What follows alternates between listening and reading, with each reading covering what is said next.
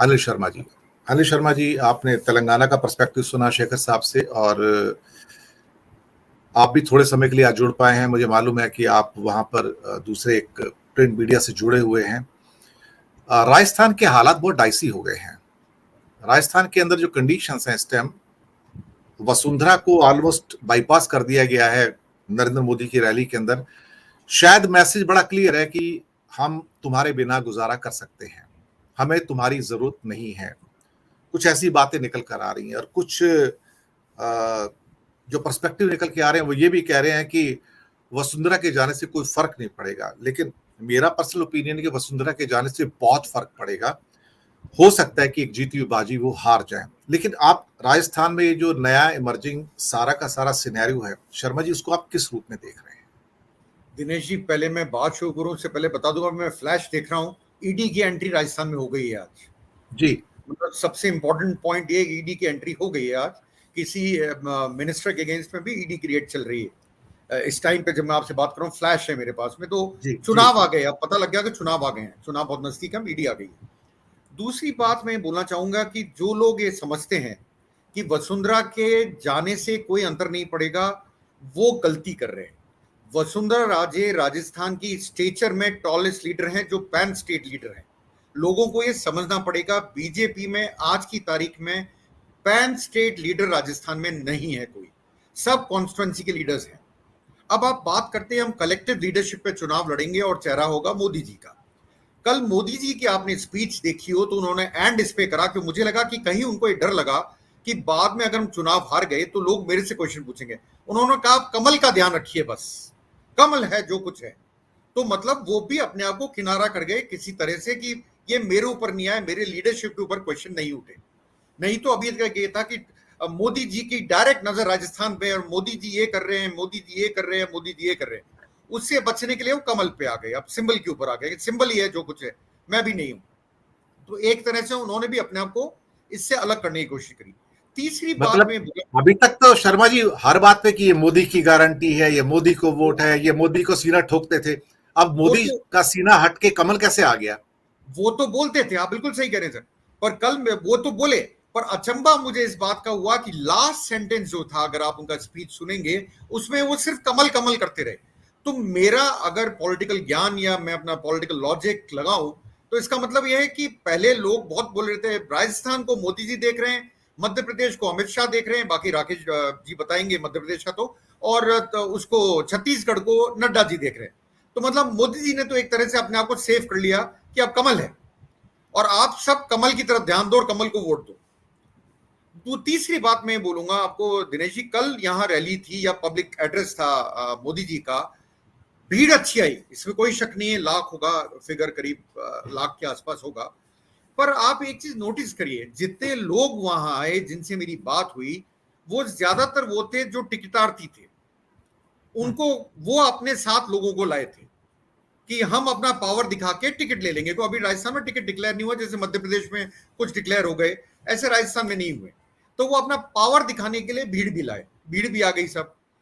चौथी बात यह है दिनेश जी, मैं आपको बताऊं कि सबसे बड़ी बात यह, जो आपने वसुंधरा का टॉपिक उठाया, पहले उसको ले लेता हूं मैं, कि वसुंधरा जी, मैंने आपको बोला पैन स्टेट लीडर हैं, उनको अगर आप साइडलाइन करोगे 100% या शर्तिया मैं बोलूंगा अंतर पड़ेगा। कितना पड़ेगा कितना नहीं पड़ेगा, मैं सेफोलॉजिस्ट नहीं हूं, मैं एस्ट्रोलॉजर नहीं हूं, इसलिए इसके ऊपर नहीं बोल सकता हूं, पर हां अंतर पड़ेगा और जरूर पड़ेगा।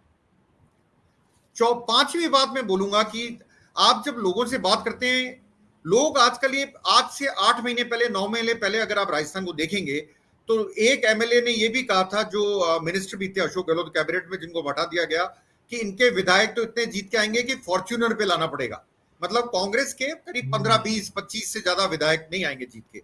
आज की तारीख में यह हालत है कि राहुल गांधी का एक स्टेटमेंट आपको याद होगा, जिसमें वो बोल रहे हैं छत्तीसगढ़ मध्य प्रदेश तो हम जीत रहे हैं और राजस्थान में हम टक्कर में हैं, पर शायद कांग्रेस निकाल ले। उसका कारण क्या है? उसका कारण पर सर, राहुल गांधी को स्टेटमेंट देने की जरूरत क्या थी कि हम वहां पे टक्कर में हैं? सीधा एक लीडर होने के नाते कहना चाहिए था कि हम जीत रहे हैं।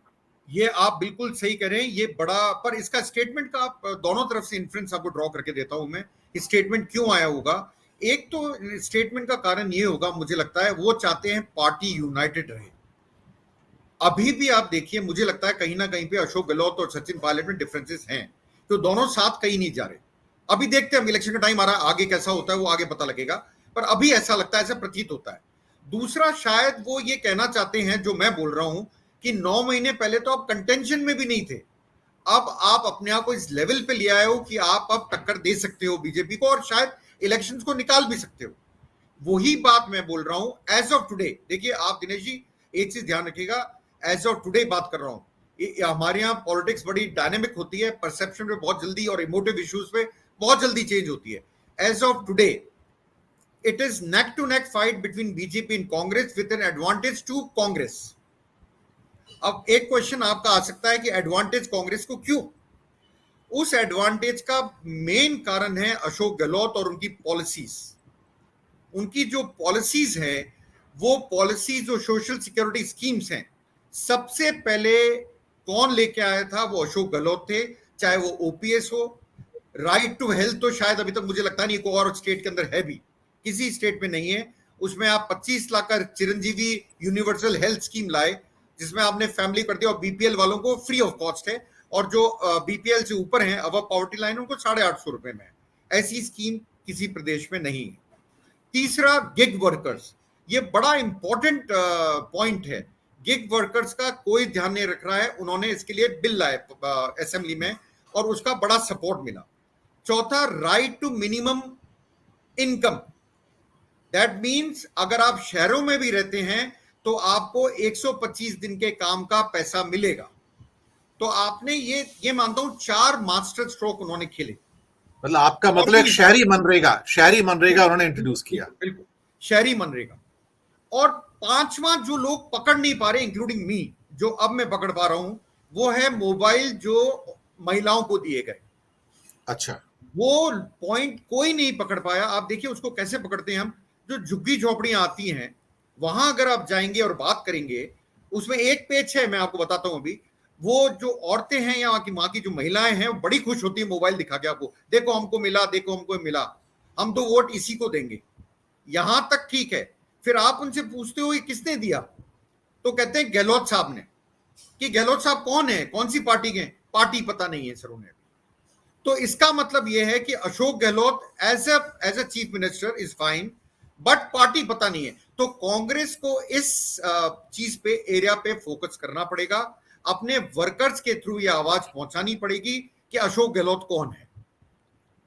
ऐसा नहीं है अशोक गहलोत को लोग जानते नहीं हो, क्योंकि फ्रंट पेज पे रोजाना आप ऐड देखते हो अखबारों में, शायद पूरे हिंदुस्तान में छपते हैं मेरे हिसाब से। मैं तो राजस्थान में, इसलिए मुझे दिखता है। तो मेरा मानना यह है कि अशोक गहलोत अपने परसेप्शन के अंदर, जो कि एक बहुत इंपॉर्टेंट पॉइंट होता है एक चुनाव का, परसेप्शन के अंदर आज की तारीख में बीजेपी से ऊपर है। और उसका 2 कारण आपको मैंने बोले, एक सोशल सिक्योरिटी स्कीम और दूसरा वसुंधरा राजे का प्रेजेंस का नहीं होना। क्यों, आप कुछ भी कर लीजिए, वसुंधरा के स्टेचर के बराबर राजस्थान में कोई नेता बीजेपी में नहीं है। अगर आप उनको काटेंगे या थोड़ा साइडलाइन भी करेंगे तो दिक्कत आएगी, क्योंकि यहां बीजेपी कई खेमों में बटी हुई पार्टी है राजस्थान में। कौन सा खेमा किसके साथ है, इसको समझने में जोर आता है। और फिर टिकट आरती बेचारा कहां जाए, किसके पास जाए, किससे टिकट मांगे? क्या वो मोदी जी के पास जाएगा, मुझे टिकट दीजिए? क्या वो अमित शाह के पास जाएगा? ये 2-3 चीजें हैं जो बीजेपी के नेगेटिव जाती हुई मुझे नजर आ रही हैं। और सबसे बड़ी बात है, अगर बीजेपी को परसेप्शन को चेंज करना है, क्या अपने मैनिफेस्टो में, या कल प्राइम मिनिस्टर बोल सकते थे, नहीं बोल सकते थे, बिल्कुल बोल सकते थे, उनको बोलना चाहिए था, आपको अशोक गहलोत की सिक्योरिटी स्कीम से लंबी लाइन खींचनी पड़ेगी अगर आपको अब चुनावों में वापस दिखना है तो। एक सवाल, मध्य प्रदेश में भारी भरकम चेहरे उतार दिए अनिल शर्मा जी। तोमर साहब भी हैं, गुलस्ता भी हैं, कैलाश विजयवर्गीय भी हैं। तो उस पर एक जोक चल रहा था, एक नाम रह गया, उसको वो भी खड़ा होना चाहिए था सर। भोपाल से खड़े हो जाते तो अच्छा था। उसका नाम है नरेंद्र मोदी सर। इतनों को खड़े की तो खुद भी खड़े हो जाते सर, तो वजन और बढ़ जाता है। एमपी हारवा, एमपी शायद जीत भी जाते थे। तो क्या यही फॉर्मूला राजस्थान में भी अपनाने जा रहे हैं क्या? सुनने में सर हमारे को 1 महीने से ही आ रहा है, 1 महीने से कंटिन्यूसली हमारे को सुनने में आ रहा है कुछ एमपीज को विधानसभा का चुनाव लड़ाया जाएगा। अब आप देखिए ये जो कारण है, जैसे मध्य प्रदेश का आपने बोला, शायद राकेश जी मध्य प्रदेश को रिप्रेजेंट करते हैं, वो मेरे से बेटर जानते हैं। मेरा मानना ये है कि अगर आप इनको खड़ा करेंगे, एमपी का एमएलए के उस पे सीट पे जीतना कोई गारंटी नहीं होता है। It is not a guarantee that वो आपको जिता के ले जाएगा, इट्स नॉट अ गारंटी। सो मेरा मानना ये होता है हड़बड़ी में, और आपको जब हार सामने नजर आती है तो आप ऐसे एक्शंस लेते हो, विनाश काले विपरीत बुद्धि, आप ऐसे एक्शन लेते हो। यही मैं राजस्थान में बोल रहा हूं कि हमको पिछले 2 महीने से सुनने में आ रहा है कुछ एमपीज को एमएलएस का चुनाव लड़ाना जाएगा। जब एक एमपी से क्वेश्चन पूछा गया था तो उसने तो हाथ जोड़ लेते, साहब मैं तो एमपी का ही लड़ूंगा, मुझे एमएलए का चुनाव नहीं लड़ना। आप इससे अंदाजा लगा लीजिए कि वो भी डरते हैं बेचारे कि हमें एमएलए का मनवा रहे हैं, और फिर अगर सरकार नहीं बनी तो आप एमएलए बन के रह गए। कम से कम एमपी बने हो तो वहां पे आपकी सरकार तो है, यहां तो आपकी सरकार भी नहीं होगी, क्योंकि आप तो चुनाव अगर आप हारे तो पार्टी भी हारी। तो मेरा मानना यह कि बात तो उठ रही है दिनेश जी, है बिल्कुल बात उठ रही है, अभी से नहीं, 2 महीने शायद मध्य प्रदेश से पहले से राजस्थान में उठनी शुरू हो गई थी। पर अल्टीमेटली जो मेरा एनालिसिस है वो ये है, आपको बताऊं मैं, कि it is as of today it's a very close fight between Congress and BJP, but with an edge to Congress, because जो मास वोटर्स होते हैं जो एक साथ जाके वोट डालते हैं, उनके अंदर एक चीज है कि अशोक गहलोत ने हमारे लिए 5 स्कीम्स का नाम बताते हैं, वो जो मैंने आपको बताया, वैसे 10 है, वैसे 10 गारंटीज है, वो 5 स्कीम्स का मेन नाम लेते हैं।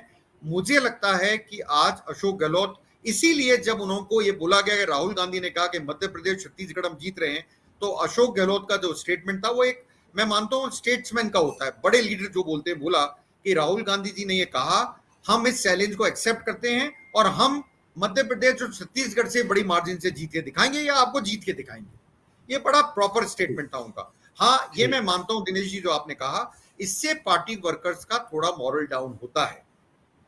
जब हमारा लीडर ये कह रहा है कि हम टक्कर में हैं, उनको शायद ये बोलने की जरूरत नहीं थी, पर उन्होंने बोला, शायद वो चाहते हैं कि वर्कर जो है मोटिवेट हो और तगड़ा जोड़ लगाएं और हम ज्यादा से ज्यादा सीट लेके आए। जी बिल्कुल, आपने सही कहा। कई जोक तो ऐसे